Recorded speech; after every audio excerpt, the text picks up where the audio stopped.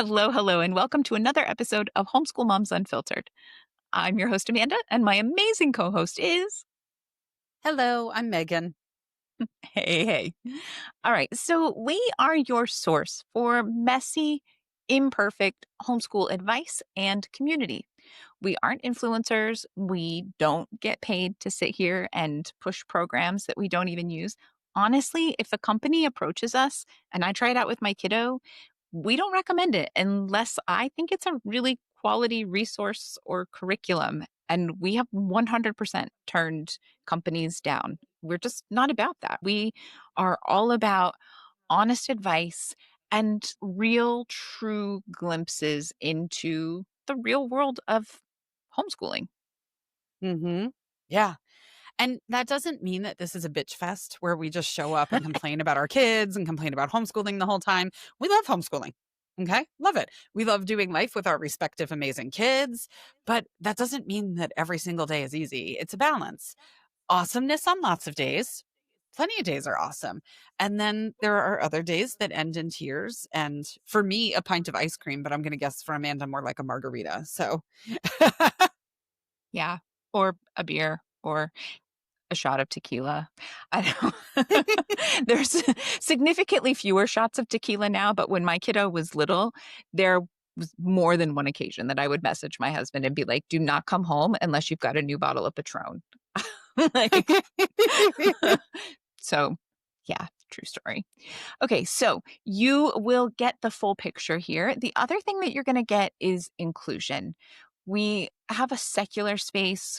We're going to share progressive values, like basically the golden unicorn of the homeschool world. We promise not to lure you here and then slip in some dog whistle crap from Fox News like kids are using litter boxes, even though they're really just for active shooter drills, but we would never want to actually admit that, right? And you will never hear us refer to another human being as illegal. Not going to happen. Not here. Wrong podcast if that's what you want. yeah, exactly. Have a great day. Yep. um, Toodles. yeah. But as someone who's homeschooled in 4 states in the Southeast, I mean, I've homeschooled in Texas.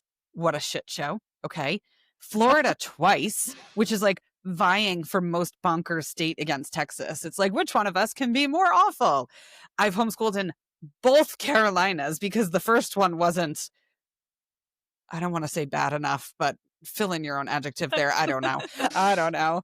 So yeah, I'm super aware of how rare our vibe is because I've seen it all, right? So if you are struggling to find your people in the homeschool community, welcome and settle in. We are glad you have found us. Yeah, for sure. So today we're going to be talking about handwriting. We are both in a gazillion and one Facebook groups for homeschool parents and caregivers. And this is a topic that comes up a lot. People post pictures of their kids' handwriting and say, is this okay for a 6-year-old? And people want to know what kind of pencil grips to buy. And they're looking for copywork activities for their 4-year-olds. We're going to go deep into all of this today. We are going to talk about nothing but handwriting today. Well, we're going to try to. Sometimes we end up on a fun diversion and you're welcome to come along with us. But yeah. Side So quests. side Side quests. quests. Yeah, Yes. exactly. So yes, but first we begin all of our episodes with a weekly recap. It's part of our keeping it real anti-influencer jam over here. So how's your week been, Amanda? What's new besides the fact that I'm tired? If you haven't listened for long, I have chronic fatigue and fibromyalgia and like a whole list. I've literally like a huge list of health issues. So tired is not a new state of being. It's just every once in a while it's like the primary state, not even every once in a while. Far too often these days, it's the primary state of being. This week's particular focus and concern is the freaking laundry. I don't know why these people insist on wearing so much clothing, but they do. And I just cannot get caught up on the laundry in my home. So in our house, my husband is in charge of the dishes and keeping the kitchen clean, and I am in charge of laundry, primarily because he believes in just putting all of the laundry in the basket once it's out of the dryer and then never actually folding it. And I don't like my stuff being that wrinkly. So at one point early in our relationship, we divided chores that no one particularly enjoyed. Laundry is mine. And I started by dealing with it by just being like, I'll make sure I buy at least 30 pairs of underwear for everyone in the family. That means I don't have to do laundry more than once a month. But I am very behind. And at some point, like, you have to actually just do the laundry, right? So we're at that point. Let's see, what else have we got going on? We have a bunch of Halloween festivities lined up because, like, we all really enjoy Halloween in our family. And my tween, right, if you've been listening, he's a little bit older. So I think it's really fun that he's picked to go as Nuffle Bunny this year. We enjoyed the Nuffle Bunny books. So I just love that. It's a fun one. A little harder to make as a family costume. We usually do a family costume, but still a super cute one. So it's all right. And then if you listen regularly, you have probably picked up on the fact that most of our world schooling adventures are just me and the kiddo. But every once in a while, I'd say usually around 25% of the time, though that might be a bit generous, my husband chooses to come with us. He's not a big traveler, but he does join us from time to time.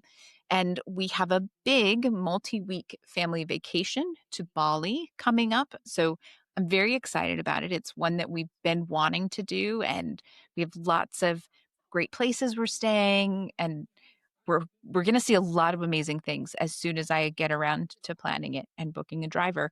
So I am low key stressing about prepping for that because it's it's a coming, and I haven't booked anything. I haven't even booked the driver from the airport to the hotel. So I do need to get on that soon. And Maybe if today, you but are probably not. if you are new to the podcast, we have talked about the fact when we go on our world schooling adventures, each of us, we are not spending what you think we are spending on our world school adventures. Amanda is like the queen of credit card points, and I'm very fortunate that my husband owns a business, and so I receive a lot of credit card points through his business purchases and things like that. But if you're ever looking to try to figure out how to world school on a budget, come to one of our homeschool Q&As or something over on Patreon. We will help you figure out how to homeschool. We will help you figure out how to world school on a budget because it's more attainable than most people think without needing to be independently wealthy or a trust fund child. So Yeah. neither of No, us are. that's it. No, exactly. I mean, we we got decently affordable. We did budget deals. I found a deal to Bali for airfare, and that's how we finally pulled the trigger. But we are, let's see, 10 of the nights that we're there are in a suite, and it's totally covered by points. We're not paying a single dollar out of pocket. And because of the suite that we're staying in, we get like lounge food for every meal if we want it, and like free kids club access and all of that stuff. We're not paying for that. That was just because we paid for everything else that we needed to pay for anyway with our credit cards, right? So yeah, big points and travel hacking stuff over here for sure. Yeah. So come, we're happy to help. Yeah. Yeah. I love that. That's going to be so fun. I've never been to Bali. So Yeah. yeah, I'm excited. I'll have to add it to my list of places to go by the time I hear your review, hopefully. Yeah, I'm excited. I have done a lot in Asia because I lived in Asia at one point. So, but I have not been to Indonesia. I'm excited. Recently my kiddo was reading something and he turned to me and he was like, "Where's Angkor Wat?" And I was like, "Oh, that's in Cambodia. It's really beautiful. You should totally go sometime." And he was like, "And that's your way of saying that you've already been, so I have to wait until I'm a grown up and take myself." And I was like, "Yes. Actually, that's exactly my way of saying that. But it's an amazing trip for a young adult to take on their own. So you should totally do that as a young adult and go have that experience." Have fun, kiddo. um, yeah. Yep. So it'll be a fun one. We have not done much of Asia with my kiddo. So I'm excited about that. Yeah. I like it. Yeah. How about you? What do you got going on this week? It's a little better? Things settling down a little more? Yeah, a little bit. Thank goodness. Every day, just a little smoother. I'll take it. I talked in last week's episode about the fact that we had a very, very large family emergency that threw everything off of the axis. And yeah, so it was just kind of putting life back together after a while. So we're working on that. Yeah, I'm hosting speaking of world schooling, I'm hosting a world schooling pop up here in Lisbon next week. And so that'll be busy. There's like 40 families coming with 75 or 80 kids among them. So it's going to be a very large event. I hear that song, like, "Ready or not, here I come. I'm gonna" like, "Ready or not, It's it's coming." It's happening. It's gonna be amazing. So I'm Yeah. excited for that. There's a bunch of new people coming who've never done the World Schooling pop-ups before. So that'll be really fun to kind of have that experience with them. So I'm looking forward to it. That'll be nice. I'm just hoping for dry days because it's really hard when you have a group that big. And a lot of times we convene in parks to start the day or end the day or whatever. So I'm like, please, please, please just don't rain. So that's been my goal. So that's coming. And I've been working because I have pop-ups next year in Egypt and Naples, Italy. And so I've been kind of working on putting some groundwork together for that. But I'll link those in the show notes if you have any interest, if you have any questions. There's Facebook groups for them. There's web pages that kind of outline what the world schooling hubs are all about and all that stuff. So if you're interested, I would love to welcome you. But yeah, so I've just been kind of working on that. And then yeah, I've been working on a couple of fall-ish sewing pieces. It's still like 75 to 80 degrees here, but with a little bit of a breeze that makes you feel like it's fall. So and it will get more fall-like in the next couple of weeks. So I've just been pulling together a couple of different pieces that I can wear now that the weather is changing a little bit. But it was funny because I was in New York a couple of weeks ago and I had dinner the first night that I was there with my best friend from high school. And she was like, "What are you doing tomorrow?" And I said, "Oh, I think I'm going to go to Mood Fabrics because it's like this massive 3-floor fabric store in New York City and all of that." I was like, "I want to pick up like some linens and stuff for my spring summer capsule wardrobe for next year."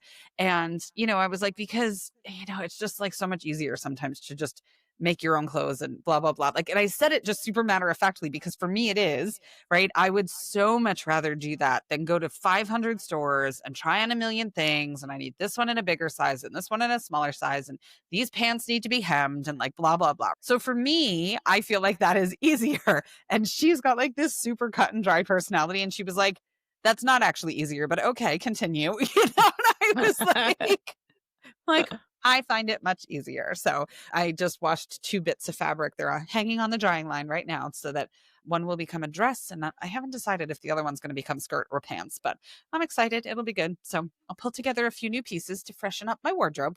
Oh, nice. Very nice. There you go. Yeah. All right. So we're definitely going to dive into the podcast, but before we forget, our next book club is the book The Anxious Generation. Okay, we'll have a picture of the cover and a link to it so you know for sure you're getting the right one on our social media. Because if you're anything like me, you're going to listen to this and then you're probably going to forget the title of the book. So, yeah, you can go find it on our social media. It'll probably be here in the show notes, but it's called The Anxious Generation. And the first live book club meeting on Patreon will be the first week of November. So if you're listening and you've been waiting to find out what we're going to do next because you're super over the AI book, hello, thank you, me too. I'm looking forward to The Anxious Generation. Okay, so that said, handwriting. Today we're going to start exploring, we'll see how it goes, where we get to, but we're going to be exploring like the age and developmentally appropriate expectations, what neurodivergence looks like, accommodations, and just loads more. Okay, so all of those things play into handwriting. Hopefully, you understand that if you're listening to this and you're like, "Oh, yes, I need a podcast about handwriting." Hopefully, you know that it's not that straightforward and we're not going to give you like 14 handwriting curriculums for your kiddo. Okay, so the myth of early handwriting equals smart kiddo. Oh boy. It's just that thing, right? You're in Facebook groups or you're at the park or whatever it is. And parents are so often panicking because their 4-year-old isn't tracing letters yet or they don't know how to write their name yet and it's like it's it's okay. Reality check. Early writing is not a direct correlation with intelligence or long term academic success.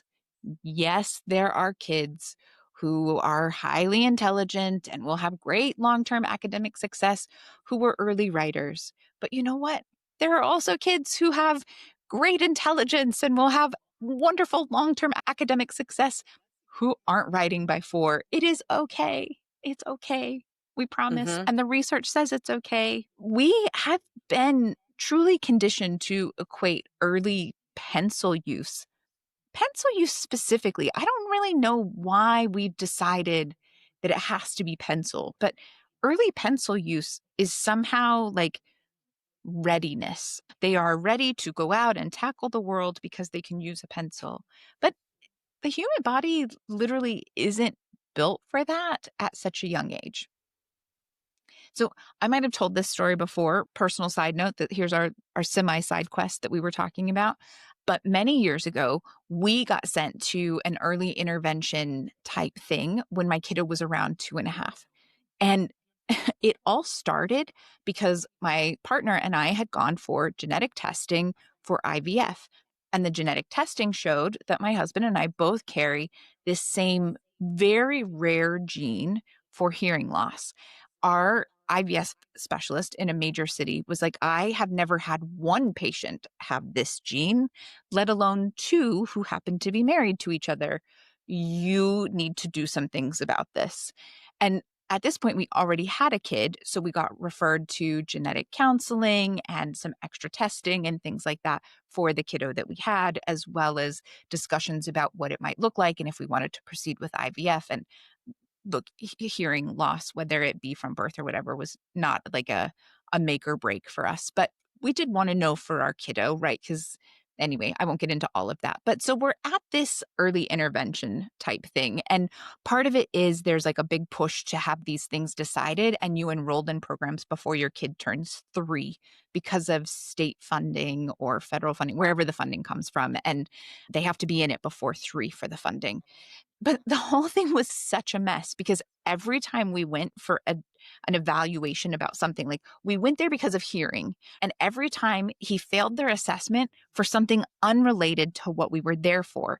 And so then we'd have to come back for a more in-depth assessment about the thing that we failed. And when we'd go back, he would pass that just fine with flying colors. And then he'd fail their random assessment for something else. And then we'd have to go back for an in-depth assessment about that. And he would pass it with flying colors and he'd fail it for something else. And it was just like this over and over. And we were really like, do they just get paid for every time we come in the door? Because this is really what it feels like here. But at one point, he failed because he couldn't use scissors correctly. And I was like, please tell me who has given their 2.5-year-old scissors because, like, not in my home. Right. And so then I'm like down the rabbit hole of like, okay, I finally found these plastic scissors you use on Play Doh that can't cut anything else. And I'm like, I'm not really sure that actually teaches much because in what world do you use the feeling of cutting Play-Doh with scissors? But all right, whatever. And he could not draw a circle with paper and crayons. And again, I was like, what random arbitrary tasks to fail as a 2.5-year-old? Like, Yeah. okay, all right. I can't, right? I can't. I mean, the reality is their hands aren't ready to do that stuff yet. I mean, Hmm? and it's so funny because you see people in these groups and they're like, "Well, my child is exceptionally gifted and whatever." And listen, Amanda and I both have children who have been tested as gifted, but it's like every parent thinks their kid is exceptionally gifted, especially at like 2 or 3 years old. They're like, "Oh my gosh, did you see that? Did you see what they just did?" And it's like your child can be freaking Einstein. It doesn't mean their hand is ready to hold a pencil. It's not the same thing. Yeah, brain power did not, in fact, grow bone. Right. You Imagine. know? It's not how it works. We have a course that we teach on preschool and kindergarten and what is age and developmentally appropriate about that. And in it, you'll see there's these x-rays that are there and they've been put out by this doctor, Dr. Kelly Fraden. And it shows the hand of a 3-year-old kiddo, an 8-year-old kiddo, and a 15-year-old kiddo, an x-ray image of each of them. And you can see that the little kid's hands, the 3-year-old's hands, are not fully developed. The growth plates look like little stubs. They're still forming. The wrist doesn't even have all the bones in it yet. I mean, forget about things not being connected. The bones aren't even there yet. And some of the bones are still soft cartilage. They cannot hold the pencil. It is not a matter of willpower. It is not a matter of buying a triangular crayon or a fatter pencil or this pencil grip or whatever. Oh my gosh. I mean, this is like asking a child with 3 baby teeth to chew a steak. Like you wouldn't do that. And so it is the same concept. Their hands aren't ready. And you can have a super gifted kiddo and you can challenge that kiddo and keep them engaged and keep them sparked and all of that without them needing to hold a pencil. Those two things do not equate. No, absolutely. And, look, I 100% had those wipe clean marker or those wipe clean like books and random boards and things. And I let my kid use the marker and we got the fat crayons that were dry erase wipe clean type ones and scribble over it. And sometimes he connected the numbers and sometimes he got close to drawing the shapes or whatever. But it's about fun. This is not the age that you're like, make sure you stay on those dotted lines with that wipe clean thing. It's a dry erase wipe clean thing so that they can do it over and over and over. And at some point, they'll maybe do it on the line. And at some point, maybe they won't. Maybe they'll be like, I am so done with this book before they even get to that point. And that's okay too. So let's talk typical age that things should probably be happening or that you will likely see. So by age 5, likely a kiddo can draw a cross, a square, and a triangle, things that have actual points and corners. That's pretty kind of typical. By age 6, kiddos can often copy the letters in their own name, especially. They might be doing the whole alphabet, but for sure, it's pretty common by age 6 for kiddos to be able to copy the letters in their name. By age 7, they can often, not always, but often write a few lines of text. It might be on the line, it might be in between the lines, but they'll probably be able to write a line or a few lines of text. Okay, now some kids do it earlier, but earlier isn't better. Earlier is just earlier. And this is not a green light to push earlier because, again, like Meagan said, you're in the unique position of having a genius, gifted, accelerated child. Like it doesn't matter at that age. Like it truly it truly doesn't matter. Even if you wanted to send your child to the Johns Hopkins Center for Talented Youth, they're not even going to look at your kid yet. They won't even allow you to do the testing, to put them in the classes, to do the acceleration. They're too little. They're too young. Like it's not time yet. Just, it's okay. It doesn't matter. Okay. So what should kids be doing instead? And yes, we're leaning into pre-writing skills. And kids can engage in pre-writing activities at any age. So if handwriting isn't your 10-year-old's thing, your 12-year-old's thing, you have a kiddo who has neurodivergence, which again, we'll talk about in a little bit, any of these things, there's no age limit on pre-writing skills. It's not baby stuff. All kids can benefit from these things or can enjoy these things if it's something that's on their trajectory. So what might that look like? Tracing letters in dirt and sand and shaving cream. Things that have nothing to do with handwriting at the surface level, but do have tons to do with handwriting are things like catching, eye hand coordination from catching a ball. And so there's so much to be said for learning through play. And yes, catching a ball is tremendous. Stacking things, stacking blocks, stacking whatever, sorting stuff. I mean, there's so many different things. I know when my kids were little, they went to this creme de la creme preschool, which if I had to do it all over again, oh my God, I would have saved all that money. And we would go on so many more trips because it turns out my kids didn't need a creme de la creme preschool to get ahead in life, quote unquote. But that's that thing. That's what you think when they're little like that. And especially I lived in an area that was like, what was that TV show with oh gosh, what was it? Not Desperate. Was it Desperate Housewives? Is that the TV I show? have no idea. I think. No I don't know. idea. Oh, and then we lived in an area where it was like everybody, well, where's your kid going to preschool? And well, I put the kid on the preschool list the moment after we had sex. So, we're number 147 on the list. And it's like we were living there, right? So I did what they did. And oh my God, what I spent on preschool. But anyway, every time I turned around, those kids had a pair of tongs in their hands, picking up pom-poms and sorting them into different things. These are pre-writing activities. That's why they were doing it. Play-Doh, to your point, cutting through Play-Doh, cutting paper. Oh my gosh, the amount of snowflakes my middle child made. The white snowflakes where you fold the paper? There were little triangles of white paper all over my house for like 2 years. So My There you kiddo go. just made confetti, homemade confetti. Fantastic. He was like, screw the snowflake. Fantastic. I'm Yeah. just going with confetti. Yeah, just a bunch of little pieces of paper everywhere to drive you insane.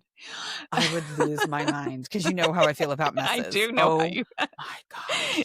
Yeah. right? Okay. Although Right? I just have to back up for a minute because you started this by saying even for older kiddos, 10 and 12, and then you talked about stacking, and all I could think of was stacking red Solo cups.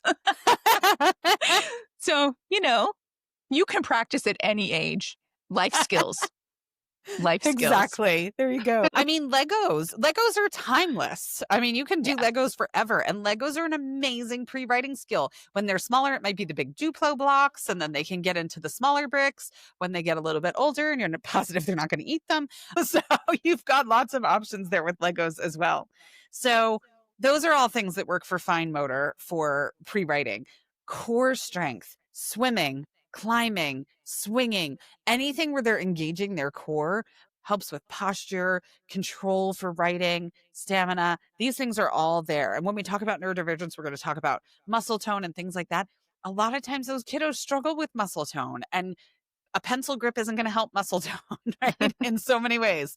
So some of these things, a tremendous, tremendous help. So pre-writing is not wasted time. It's not going soft on writing. It is a really essential piece of writing preparation, easing into writing. Yeah, confidence for writing, all of that stuff. Well, that's it. And pre-writing skills, it's never too late to do those things. Whether you have to maybe age it up because you've got a kiddo who's older and they don't want to play with tongs, so it's like you're like, okay, so maybe you do a kids cross stitch or something like that. It's like running a marathon, right? You're never like, well, you're 37 now, and so you're too old to prepare, so you just need to go run the marathon. Right? Like writing is the same. There's never a point where you're like, well, actually, you're old enough that you just need to be able to do You this. should just be Like, able to do it. yeah, it is always okay to practice these skills in age appropriate ways. Again, if you need to age it up by stacking red Solo cups or doing cross stitch, it's never a bad thing. Okay, so Megan alluded to it, but how neurodivergence affects handwriting. So for neurodivergent kiddos, and we're talking like ADHD, dyslexia, autism, DCD, et cetera, et cetera. Like they're all of them. Handwriting is a multi-system challenge Hmm. for anyone without neurodivergence, right? I think as grown-ups, we forget, the vast majority of us don't really think about how many things and processes need to come together to write even just a simple sentence, right? Our brains need to think about the words. They need to think about how they're spelled. They need to think about the letters and which direction they face, and if they go up and down or to the left or to the right, which ones are capitalized, which ones aren't. Our brains have to remember where we put the spaces, and it's between the words and not the letters. And then we have to think about the types of punctuation we're going to use. And is there an apostrophe? Is there a comma? And which ones get spaces? And do they get spaces before the punctuation or after the punctuation? And then we have to remember where the letter goes on the line. And is it one of the ones that goes right on the line? Is it one of the ones that goes below the line? Is it one of the ones that goes above the rest of the letters? All of these things. And then you've got which letters have extra floating dots and which ones have random lines that go through them. And you got to go back and do this. Writing takes a huge amount of processing in a very short period of time. There's a very good chance if you are listening to this podcast, you have never before sat and thought about how many different things happen in an instant for you to write the word the, right? Mm. There's so much that goes into it. And so if you have a kid with neurodivergence going on and there's something else going on there, they're differently wired and things just don't connect quite the same way, it is no surprise that it might take longer to write, or it just doesn't look the way you think it should look because one of those pieces got missed. Like Yeah. their brain was firing, it was doing all the different things, and it forgot to put the letters on the line, or it forgot to Yeah. put the spaces between the words because it was getting all the other things right. It's it's okay. When you were running through that, it made me think of when we had Leah on earlier this year for Mm, our Autism Acceptance Month episode. And Leah yeah. parents 2 autistic kiddos, but I think she's her oldest child. I wanna say she's maybe she's the middle. I think she's 17-ish, and she is profoundly autistic, and Leah said something in that episode that just repeats in my head every once in a while. I can hear her voice where she said that her kiddo works harder than anyone she knows for the little bit of communication that she has. Mhm. So all those things, you're talking about handwriting, but she's talking about verbal communication. But all of the things that need to line up and fire within her brain and within the rest of her body to express what for so many other people is a really basic need or a really basic thought to communicate. And the amount of effort and work and commitment that it takes for her to express that. And that's exactly what I just thought of when you were reading that off, because it's so true. We have to acknowledge that for some people that is a tremendous amount of work and dedication and effort. Yeah, no, absolutely. And especially if you've got a kiddo with slower processing speed or rote recall issues, like please, please, please keep this in mind. And remember, right? It's not that they don't want to. It's like asking a car without gas or without oil to make it work. And you wouldn't just be like, "Well, I don't care, drive anyway." Keep these things in mind. Some other things that you should also keep in mind are other ways that this can play out: executive function issues. Sometimes that can mean poor motor planning and sequencing. You might see that play out with handwriting. Sensory sensitivities, like aversions to textures, certain types of paper or writing instruments. I'm not even on this list, but I hate that, like, I don't know, it's kind of like a beigey color paper that has like a really rough texture. It's fibrous. I You can like see yes. the fibers.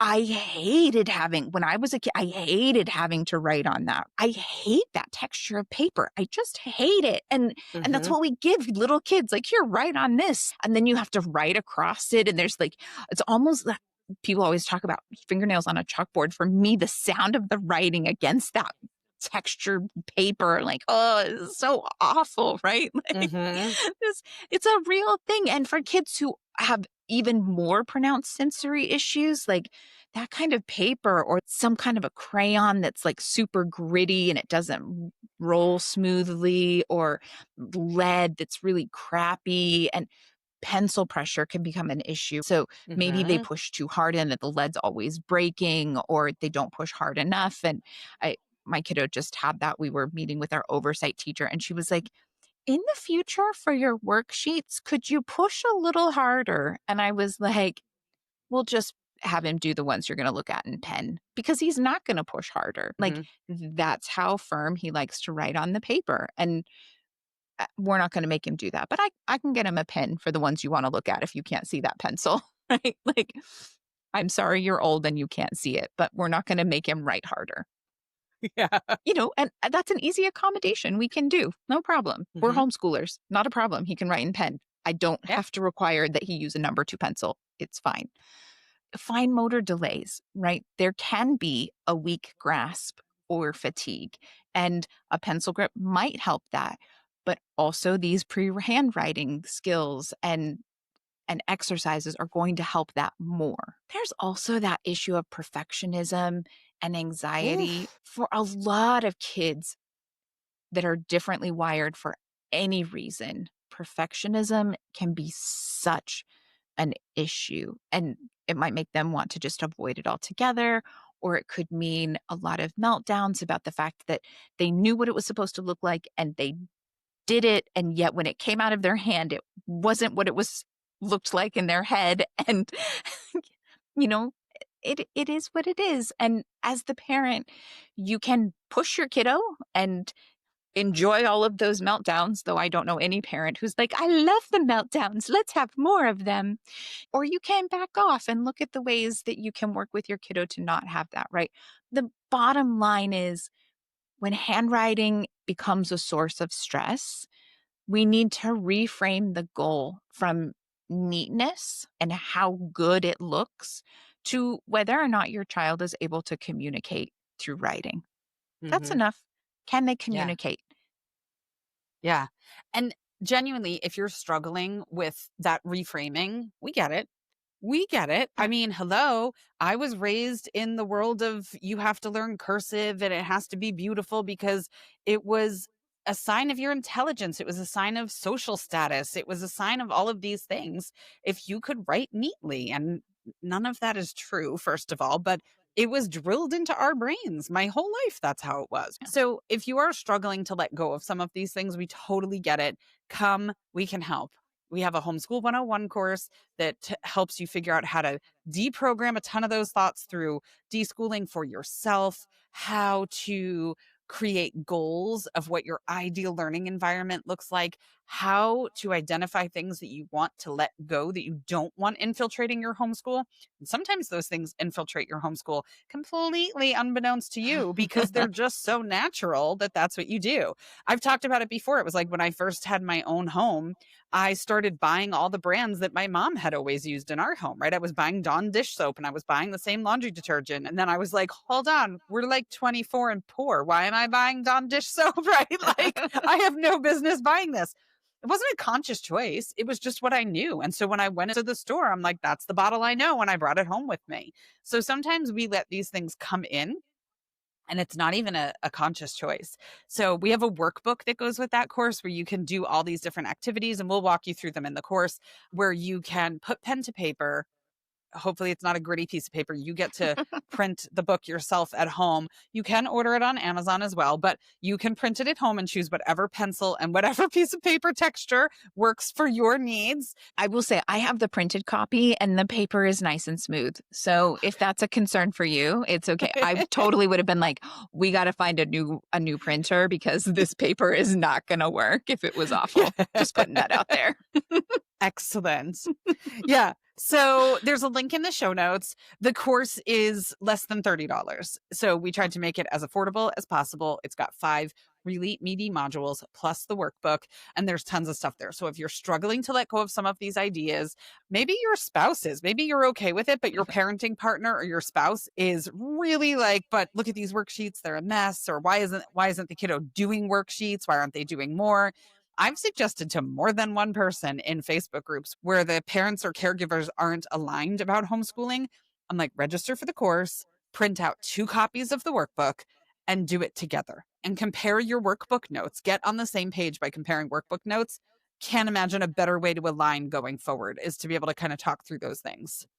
That's it. I mean, we have done an assortment of courses. We've done various courses between my partner and I because we come from very different backgrounds and we want very similar things moving forward. But how we get on the same page to achieve that, right? Like we want the same kind of ultimate end goal and we have kind of the same ideas, but like getting there, we're not on the same page about. And it's hard. It's hard to really figure out how you get on the same page about those things. So we love doing courses, whether it's something like the preschool and kindergarten reimagined, like how to really make it work, or like homeschool 101 is great if you're just like, let's figure out this homeschooling thing. How are we going to do it? Because so often it's like, well, my husband wants this or my partner wants this. And I think this is better. Get the class, print off 2 workbooks, talk through it, do it together. Like it's such a great way to get on the same page about parenting as things get more and more nitty gritty, right? Like when Hmm. you have a baby, you're like, okay, we agree we're not going to spank the child, like we agree we're going to sleep train or we're not going to sleep train. Then when they get older and you got to start like really get in the weeds about being on the same page about things, it's hard. Yeah, it is. And I find it hard sometimes to articulate, like, Mm, especially if my husband yeah. brings up something that's just like so out of left field and quite frankly stupid. I have I have a hard time not just being like, that's the dumbest thing I've ever heard. Like that's not gonna happen. But like I that's not gonna help me win, right? That's not gonna help me bring him over to my side. That's not gonna help me change the way he's thinking. I need Yeah. something other than what a stupid thing to say. And so sometimes we just need like a central point to operate around, you know? Yep. Yep. So, yeah. And then sometimes I do just say, that's the dumbest thing I've ever heard. Yesterday, I sent a text to our family chat. I was just talking with my mom and my husband. It's the 3 of us in this chat. And I was like, oh, well, the kids are in Portuguese class. And he didn't realize that they were taking this Portuguese class. I just hadn't had a chance to tell him. He works in another country. So sometimes that day to day stuff gets lost. And he was like, oh, are they learning Portuguese in that class? And I was like, no, they opted for Chinese. Like, I'm like, what? And my mom was like, I talked to my mom later and she goes, oh, the second I saw that question come through, I was like, oh, he better back up because it's coming. She was like, what Delete message for all. Yeah. Delete message for all. I was like, seriously, dude. Right? So, yeah, this will give you a way to communicate those things in a way that's a little softer. And two, we get to be the impartial ones. We get to be the ones that are there saying, like, this is it. And it's not just us. We put studies in our workbooks and links to studies so that you can dig in. And, if they're like, that's not true, it's like, okay, well, this was a study by Harvard. So here you go. Maybe read this at your leisure. Yeah. Yeah. Yep. So in any event, the links are in the show notes. If you're interested, come. We would love to help. We're happy to help.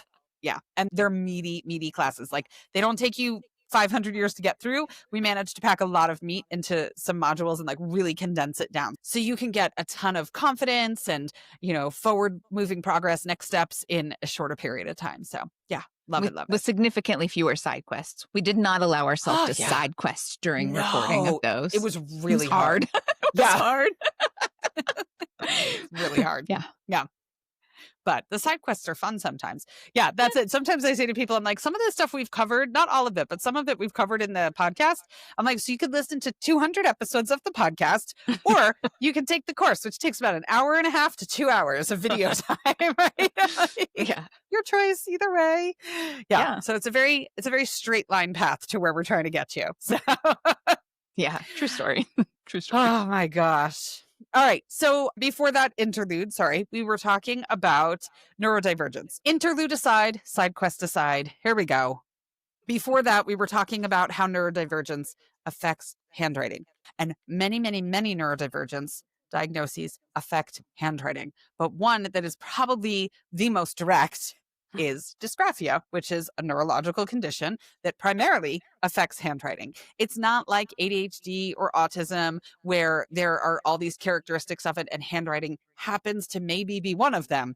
It's the primary thing within dysgraphia. And I will say it's a little complicated, right? And I know that this is a thing in Meagan's home, so she's a bit familiar with it. It's a thing in our home. I definitely was looking at dysgraphia with my kiddo when we were doing other things. There is also a diagnosis of a specific learning disability impairment in written expression.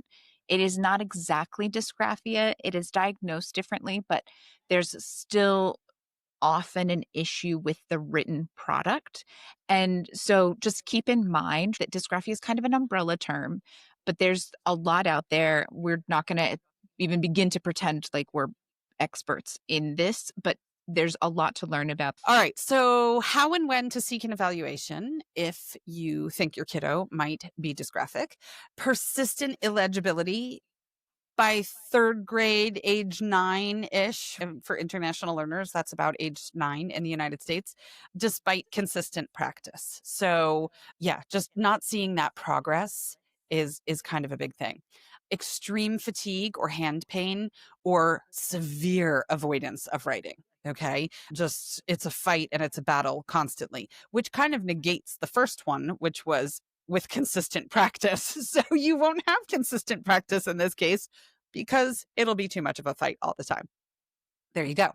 Inability to organize thoughts on paper, even though verbally, orally, they do a good job at expressing themselves and they can answer questions or they can tell us a short story or something orally, but they can't quite get it down on paper. In our last episode where we talked about the idea of kids being behind, we talked about emotional distress, kids who are beating themselves up, kids who are like, I'm dumb, I'm stupid, I'm never going to get this. Anytime you have something like that, that's something to be addressed because that really implants so firmly into their brains. And we want to stop that as early as possible and figure out what's causing it and figuring out what supports we can put into place to kind of silence those negative Nelly conversations that they're feeling. So yeah. So you can ask for a psychoeducational or neuropsychological evaluation. A lot of times these are done privately. Sometimes you can go through the school system. The school system ones don't tend to be super thorough. I'm just going to put that out there. The Yeah. private ones are bonkers expensive and the wait lists are really long. But yes, they can evaluate you. This really isn't something that your pediatrician is going to do. Most neurodivergence should not be diagnosed by a pediatrician. I'm sorry. They diagnose ADHD all the time with that stupid 2-page questionnaire. Should not be happening. They should be referring you out. But anyway, you might talk to your pediatrician about getting a referral for one of those things if you happen to need that through your insurance plan or anything like that. Or you might be looking for recommendations of who to go to. An OT, an occupational therapist, might be able to do an evaluation for fine motor, visual motor integration, posture, things like that. There's no harm in getting an evaluation. I mean, we literally say this constantly, but it's because it still persists and it's still out there. Get an evaluation. Labels are not bad. Labels are the map to how to understand how your child works and unlocking the answers that they need about how they work and what tools they need to succeed. So you are not diagnosing their potential, you're diagnosing the supports that they need to thrive. And there's a huge difference in that mindset. So 100% speak up, get the diagnosis, get the evaluation, ask for help, etc., etc., etc. Yep. Information is always power. One other little caveat I will say is if your kiddo often flips or mistakes like the P's and Q's and D's and B's, a lot of times people, oh, dyslexia, dyslexia, go get Yeah. them evaluated for dyslexia. And it can be, right? It can be, but it can also be this that we're talking about. It can be dysgraphia. Dysgraphia, especially, is much harder to get a good diagnosis for and of. The schools, especially, are really bad about diagnosing it. So if you went and you were like, oh, I think they're dyslexic, and they're like, nope, not dyslexic, they're fine. And they're still consistently reversing these letters when they're at that like third, fourth grade age, like 9, 10. It's probably worth it to ask in a local moms group, check with your pediatrician, see if anyone knows someone who is familiar with this and can work with your kiddo. Maybe that'll be more affordable. Maybe they can officially diagnose it. But just keep in mind that if you were seeing that and you thought maybe it was dyslexia and they were like, nope, definitely not that. Everything's fine. And you're still seeing it, everything is probably not fine. And you just need someone who actually knows what the hell they're talking about. Okay. Mhm. Oh, US medical system. Yay. Okay, so tools, accommodations, alternatives. What are we doing to make writing work well? So I'm a big, big, big fan of scribing. You let the kiddo dictate to you while you write it for them. I hear all the time that this is cheating. It is not cheating. It is a recognized accommodation that can and really should go on IEPs in public school, but they don't use it that often because public schools don't have enough people to have kids with this issue scribe to someone and have them write the answers down. But it is 100%, you can go to understood.org or wherever else, they're going to have this there. Scribing is a wonderful alternative for a kid who has any struggles with actually getting their thoughts on paper. You can do voice to text. There's Google Docs is a reasonably okay voice to text option that is free. iPad dictation, there are speech apps. I personally will never understand why voice to text on your phone is exponentially better than any kind of word processing doc. Just know the technology could be better. It is worth trying. It can be a real challenge and a real struggle. I personally hate voice to text for the most part because it just takes so much work to fix it. That's why we do a lot more scribing. Early typing, for some kids, this can be great. Typing frees their ideas long before writing is comfortable. For some kids, typing is not going to help because the issue is getting it out of their head and their mouth through their hands. And if the issue is getting it actually out, it won't matter if it's typing Mhm. or writing. And in that case, again, scribing is wonderful. Cursive for some kids It doesn't work for everyone, but there are some kids where cursive works really well when they have dysgraphia. Something about the way that they write it, and they don't have to actually lift the pencil between the letters, and that can make a big difference for them. Worth giving a try.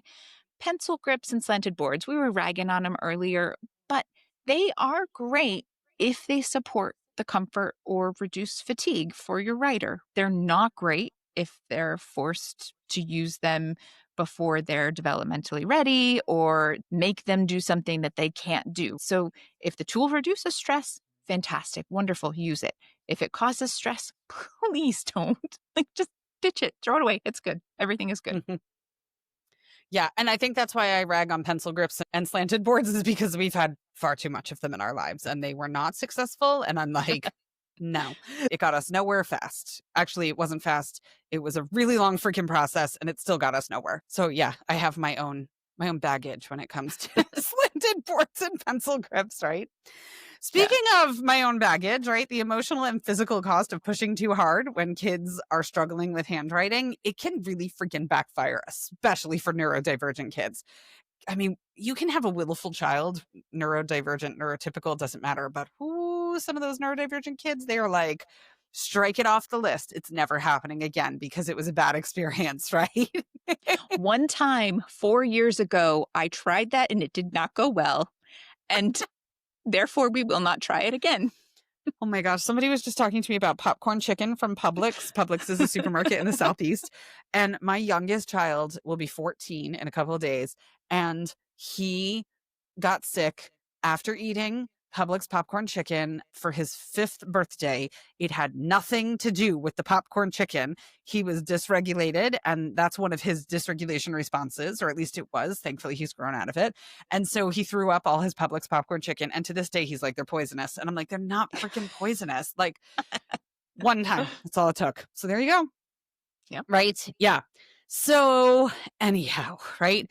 But I mean, just think about it. Asking a dysgraphic autistic kiddo to try harder, to write neatly is like asking a hard of hearing kid to just listen better, right? Like you wouldn't do that. You would provide tech, you would provide support, you would provide whatever tools that kiddo needs. And so the emotional cost of not doing that is really, really big. And Amanda broke down earlier everything that has to happen within the body and within the brain in order to write a sentence. So you have to think about it this way. If that's happening seamlessly for most neurotypical people, it's not for most neurodivergent kids. And so when they have to put so much of their effort and energy into doing those steps, it leaves nothing left for them to do anything else. So it leaves their creativity drained. It leaves their ability to comprehend what you're talking about drained because they're focusing so hard on doing that one other thing. It leaves them dysregulated a lot of times because they have put every ounce of effort into writing "Today is a sunny day" on a piece of paper, and there's just nothing left. And so it's like, do you really want to spend your full tank of potential on "Today is a sunny day" on a piece of paper? Or can we scribe that? Or can we voice note that? Or can we type it? And then you can now take that energy and direct it somewhere a little bit more positive, progressive, I don't know, whatever you want to say. But in any event, there's probably better ways you could spend that energy. So it's our job to meet our kids where they're physically capable, not where we wish they were developmentally. Listen, if your kid has a birthday party and they write thank you notes and the thank you notes look like they were scribbled with a pencil between their toes, that doesn't speak about you as a parent. And if someone does judge you as a parent for that, that's a them problem. That is 100% a them problem, not a you problem. It is. And it doesn't speak negatively about your kiddo. If anything, No. it shows that they did this thing that was not easy and they still did it. Yes. And any parent or caregiver who looks at those thank you notes and thinks otherwise, you don't need them in your circle. Yeah, Thanks. no. Okay, bye. Right? Like, Yeah, yeah, for sure. exactly.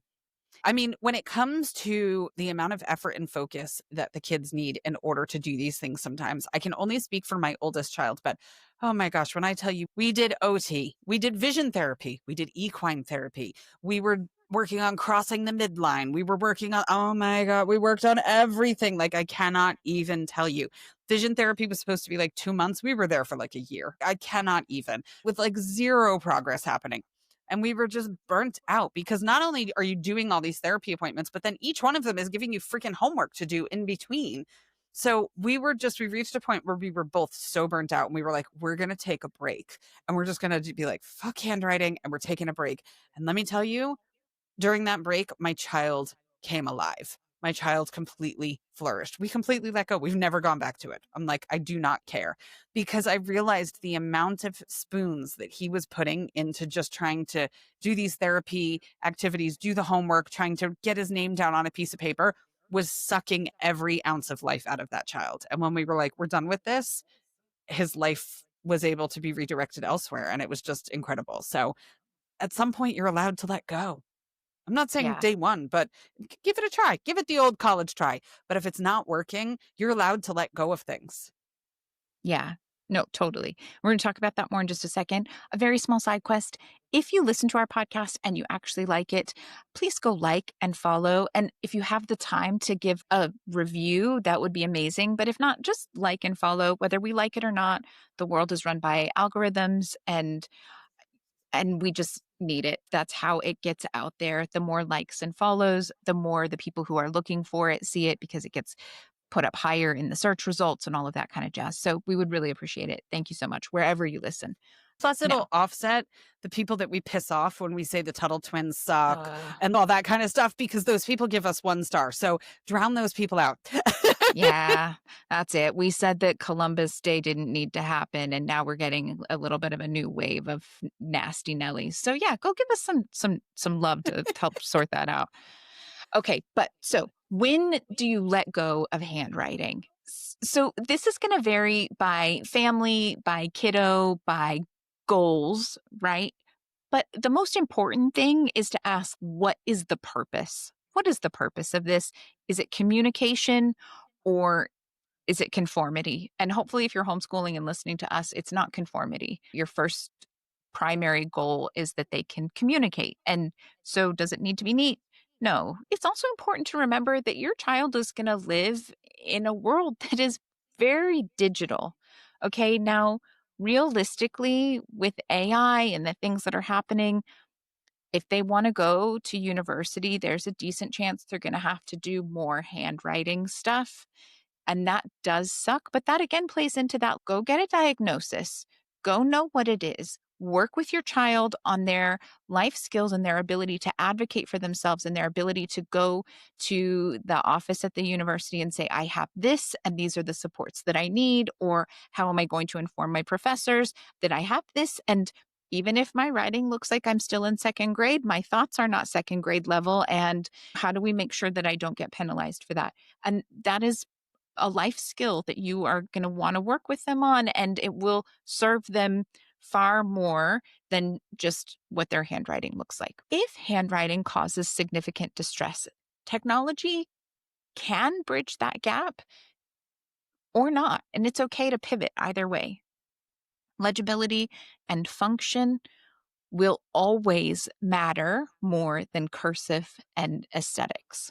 I guess, unless maybe they decide to become a wedding calligrapher. So, also, look, kids, no matter how bad their handwriting is, they can still learn to sign their name. They can learn how to fill out a form. They can practice writing basic, simple notes. And beyond that, it's okay to adapt. Life is full of voice notes and quick post-it notes and seriously, you send a singing telegram if you can't write a letter. Like, there's lots of options. Yeah. So, okay, listen, if we're just about wrapped up, but if you take only a handful of things away from this episode, here's a kind of a quick rundown. Developmental readiness beats age or grade level any day of the week. I don't care that your kid is 5 and you think they should be doing this. I don't care that they're 7 and you think they should be doing that. Okay. Age is it's most of it's arbitrary. Look for that progress, look for developmental readiness, put supports in place. It's all good. Play builds handwriting skills better than worksheets build handwriting skills. Legos, Play-Doh, picking up pom-poms, planting a garden, digging with a trowel, catching a ball, all that stuff is better for handwriting than worksheets are. True story.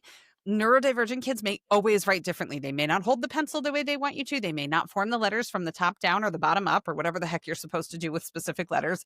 That's okay. It's totally okay. Their brain is wired differently than the people who made those rules. And so that's okay. Supportive tools are not cheating. Scribing is not cheating. Voice to text is not cheating. Typing your information, not cheating. It's all okay. Your job is not to fix their handwriting.